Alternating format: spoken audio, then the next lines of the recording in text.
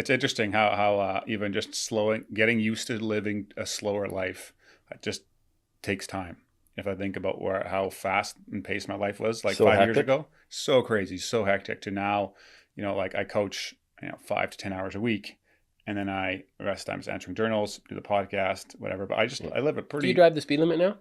way more. That's Okay. interesting you say that. Well, I asked it because we had a meeting. We had a little lunch meeting at Tech Alliance today, Okay. and I have a meeting there later. So I was just prepping everybody. I have a meeting with the bank, and like we were just talking about.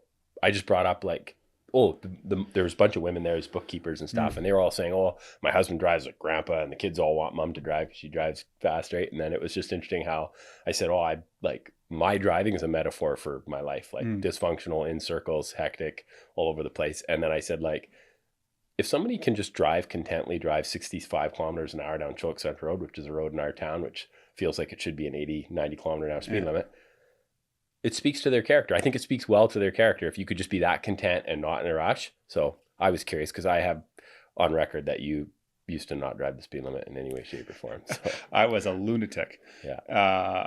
But I noticed that when we were doing freedom sessions a couple years ago together, I would leave some days just whipping home, or like 2 freedom sessions, because I was angry, and it was like that's Came how it was out and you're coming out, and I driving, never terrified. put the two together, and yeah. So recently, I was driving somewhere, and I'm like, why do I never like? Because my car is a 3.5 second car, it rips, and I just don't.